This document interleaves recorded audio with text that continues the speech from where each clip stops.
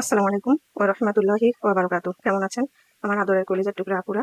আল্লাহ সবাইকে ভালো সুস্থ রাখার তৌফিক দান করুন, এই দোয়া সবসময় করছি এবং আপনাদের দোয়ায় আমিও ভালো আছি আলহামদুলিল্লাহ। আল্লাহর কাছে শুকরিয়া জানাচ্ছি। তো আপুরা, আজকে আমি আপনাদের সামনে হাজির হয়েছি গরুর গোশত দিয়ে আজকে আমি বিরিয়ানি রান্না করব, এই বাসমতি চাউল দিয়ে।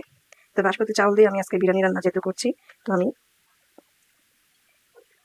আমি এখানে গরুর গোশত এবং দারচিনি, ছোট এলাচ, তেজপাতা, গোশের মশলা এবং ঘি, গোলাপ জল মানে কেওড়া, সব কিছু দিয়ে আদা রসুন বাটা আমি মিক্সার করে আমি 1 ঘন্টার মতো ঢেকে রেখেছি। তো আমি এখন গোশগুলো রান্না করব। তার আগে আমি একটু পেঁয়াজ বেরেস্তা করে নিব। তো আমি কড়াই বসিয়ে দিলাম। এবার আমি চুলাটা অন করে দিলাম। বিসমিল্লাহির রহমানির রহিম। আমি কাঁচা পেঁয়াজ দিয়ে রান্না করব না, বেরেস্তা করে নিচ্ছি।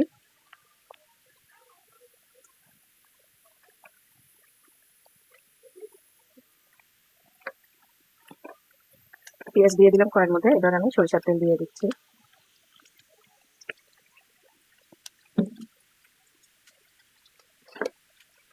পেঁয়াজগুলো আমি ভালোভাবে বেরেস্তা করে নিব। পেঁয়াজ বেরেস্তা হয়ে আসছে, আমি এবার পেঁয়াজ বেরেস্তাগুলো উঠিয়ে নিব।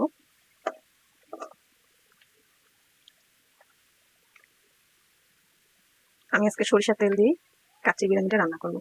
এই যে আমি পেঁয়াজ বেরেস্তা করে নিলাম। পেঁয়াজ বেরেস্তা নামিয়ে আমি চুলাতে গোশ বসিয়ে দিলাম। আমি তো বলে দিয়েছি কি কি আমি গোশের মধ্যে মশলা মাখিয়ে 1 ঘন্টা আমি ঢেকে রেখেছি। দেখুন আপুরা, কালারটা এত সুন্দর হয়েছে এবং হাতে খুব ভালো করে মাখিয়ে নিতে হবে, একদম জানেন দেখতে এবং মনে হবে যে ভুনা করে ফেলেছি। তো আমি আলু তেলে ভাজবো না, আমি আলু কাঁচাই দিয়ে দিচ্ছি। একটু নাড়াচাড়া করে দিব।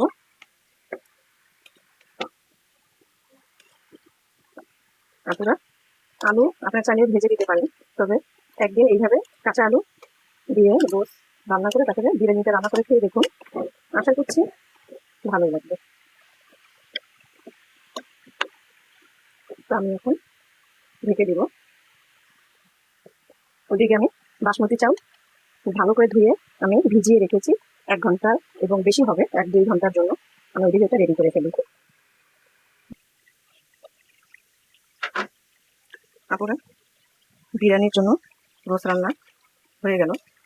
এবারে আমি নামিয়ে নিব।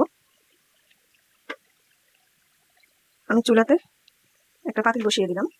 আমি পেঁয়াজ বেরেস্তা করে রেখেছিলাম, সেই সরিষার তেল বাঁচছে, আমি সেইগুলোর মধ্যে বিরিয়ানি রান্না করবো। আমি আর একটু সরিষার তেল দিয়ে দিচ্ছি।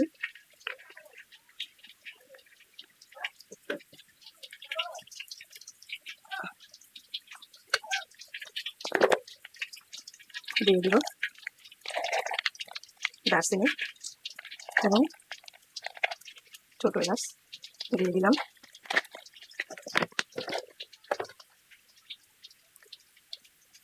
এবারে আমি বাসমতি চাল আমি ভালো করে ধুয়ে ভিজে রেখেছিলাম দিয়ে দিচ্ছি।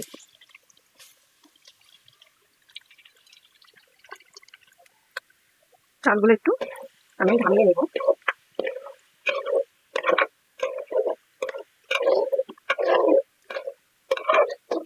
আপনারা বাসমতি চাউল ভিজিয়ে রেখে যদি বিরিয়ানি রান্না করে খান, কাচ্চি বিরিয়ানি অনেক মজাদার হয়।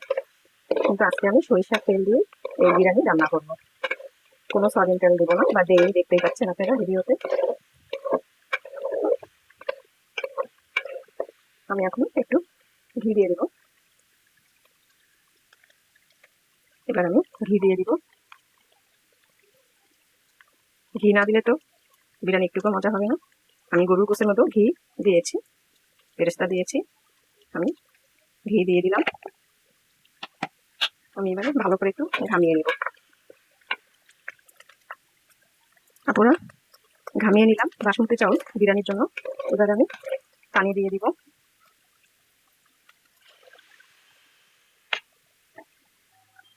আপনারা, পানি দিয়ে দিলাম। এবার আমি ঢেকে দিব।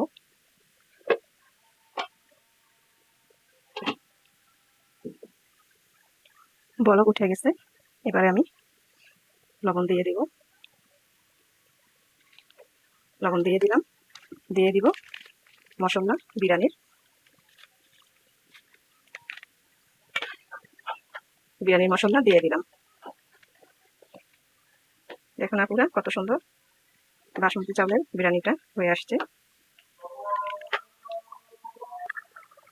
আপুরা বিরিয়ানি চাল একদম ফুটে আসছে। এই দেখুন আমি কাঁচামরিচও দিয়ে দিচ্ছি। এবারে আমি রান্না করা গোশগুলো দিয়ে দিব।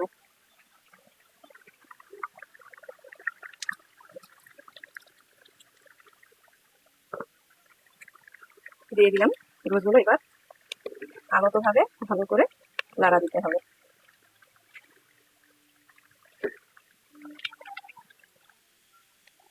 আপুরা বিরিয়ানি রান্না হয়ে গেল।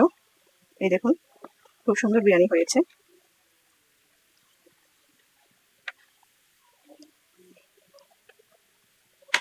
এবার আমি নামিয়ে নিব। আপুরা নামিয়ে নিয়ে আসলাম বিরিয়ানি রান্নাটা। আমি উপরে এখন একটু পেঁয়াজ বেরেস্তা দিয়ে দিচ্ছি। হয়ে গেল। কেমন লেগেছে আপনাদের কাছে বিরিয়ানি রান্নাটা অবশ্যই কমেন্ট করে জানাবেন। লাইক দিন, বেশি বেশি করে শেয়ার করুন। দোয়া চাই ছোট্ট রান্নাঘর চ্যানেলটিকে সাবস্ক্রাইব করতে একদমই ভুলবেন না। যারা নতুন আপুরা দেখছেন পাশের বেল বাটনটি ক্লিক করে আমার ভিডিওর পাশেই থাকুন। সবাই ভালো থাকুন ও সুস্থ থাকুন এই দোয়া কামনা করে রেখে দিচ্ছি। আসসালামু আলাইকুম ওয়া রাহমাতুল্লাহি ওয়া বারাকাতুহু।